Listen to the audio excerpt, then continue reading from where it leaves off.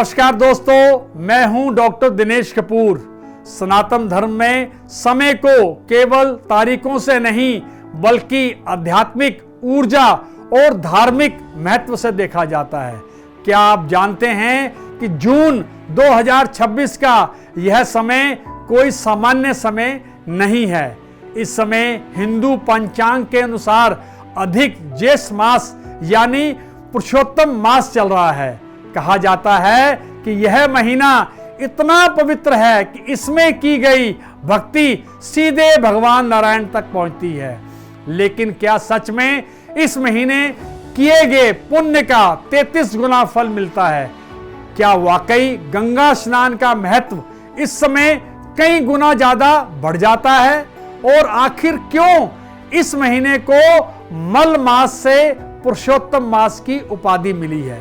आइए आज इन सभी रहस्यों से पर्दा उठाते हैं और जानते हैं सब कुछ विस्तार से। आइए सबसे पहले वैज्ञानिक और ज्योतिषीय आधार को समझते हैं कि अधिक मास होता क्या है। हिंदू पंचांग पूरी तरह से चंद्रमा की गति पर आधारित है, जबकि सूर्य वर्ष सोलर ईयर अलग गति से चलता है। सूर्य वर्ष 365 दिनों का होता है और चंद्र वर्ष लगभग 354 दिनों का। हर साल दोनों के बीच जो 11 दिनों का अंतर आता है उसे संतुलित करने के लिए हर 32 महीने 16 दिन और 4 घड़ी के बाद पंचांग में एक अतिरिक्त महीना जोड़ा जाता है। इसी को हम अधिक मास कहते हैं। वर्ष 2026 में यह अतिरिक्त महीना ज्येष्ठ मास के रूप में आया है, इसलिए इसे अधिक ज्येष्ठ मास कहा जा रहा है। पौराणिक कथाओं के अनुसार शुरुआत में इस महीने का कोई स्वामी ग्रह नहीं था, जिसके कारण इसे मल मास या अशुद्ध महीना कहकर इसकी उपेक्षा की जाती थी। इस बात से दुखी होकर यह महीना भगवान विष्णु के पास वैकुंठ धाम पहुंचा और अपनी पीड़ा बताई। तब करुणामयी भगवान विष्णु ने इस महीने को गले लगाया और अपना सबसे प्रिय नाम देकर कहा, अब से तुम पुरुषोत्तम मास के नाम से जाने जाओगे और जो गुण मुझ में हैं वही इस महीने में भी सम्मोहित होंगे। तब से यह महीना साक्षात नारायण का स्वरूप माना जाता है। पद्य पुराण और श्रीमद् भागवत महापुराण के अनुसार इस महीने में की गई भगवान विष्णु की पूजा, मंत्र जाप, गीता पाठ और भागवत कथा श्रवण का अनंत फल मिलता है। हमारे विद्वान बताते हैं कि इस पूरे महीने ओम नमो भगवते वासुदेवाय मंत्र का मानसिक जाप करने से न केवल मन की शुद्धि होती है बल्कि कुंडली के दोष भी शांत होते हैं और जीवन में पॉजिटिविटी ऊर्जा का विस्तार होता है। पुरुषोत्तम मास में दान का महत्व सबसे ऊपर रखा गया है, क्योंकि यह ज्येष्ठ का महीना है जो उत्तर भारत और उप महाद्वीप में वर्ष का सबसे गर्म समय होता है। इसलिए हमारे ऋषियों ने इस महीने में जल दान, अन्न दान, सत्तू, पंखा, वस्त्र दान और जरूरतमंदों की सेवा को सीधे ईश्वर की सेवा से जोड़ा है। प्यासे को पानी पिलाना, बेजुबान पक्षियों के लिए पानी रखना इस महीने का सबसे बड़ा अध्यात्म है। सनातन परंपरा में गंगा को मोक्षदायिनी माना गया है। अधिक मास और ज्येष्ठ मास के इस दुर्लभ संयोग में गंगा स्नान या किसी भी पवित्र नदी में स्नान करने का विशेष महत्व है। लेकिन शास्त्रों में स्पष्ट लिखा है कि केवल शरीर को जल से धो लेना काफी नहीं है। जब तक मन में शुद्धता, दूसरों के प्रति दया और श्रद्धा ना हो तब तक कोई भी स्नान पूरा नहीं माना जाता।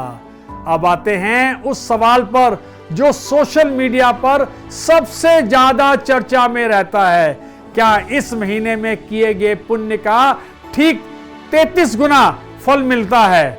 शास्त्रों का गहराई से अध्ययन करने पर पता चलता है कि प्रमुख धर्म ग्रंथों में 33 गुना जैसी कोई निश्चित गणितीय संख्या का सीधा उल्लेख नहीं है। हाँ, मदन पारिजात और पुरुषोत्तम महात्म्य जैसे ग्रंथों में अवश्य कहा गया है कि इस महीने में किया गया सत्कर्म अक्षय और अनंत गुना फल देता है।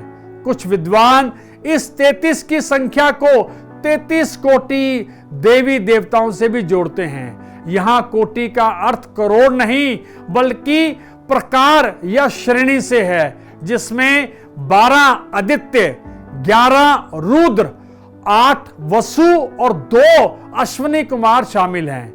मान्यता है कि पुरुषोत्तम मास में ये सभी दिव्य शक्तियां जागृत अवस्था में होती हैं, इसलिए समय के साथ लोक मान्यताओं में यह 33 गुना फल के रूप में प्रचलित हो गया है। मूल बात यह है कि सनातन धर्म संख्या से ज्यादा आपकी श्रद्धा, भक्ति और निस्वार्थ सेवा को ज्यादा महत्व देता है। तो इस पवित्र महीने का पूरा लाभ उठाने के लिए हमें अपनी दिनचर्या में क्या बदलाव करना चाहिए, ये आप नोट कर लीजिए। ये 7 जरूरी बातें। नंबर 1, स्मरण। प्रतिदिन सुबह उठकर भगवान विष्णु या अपने इष्ट देव का ध्यान करें। दूसरा है पाठ।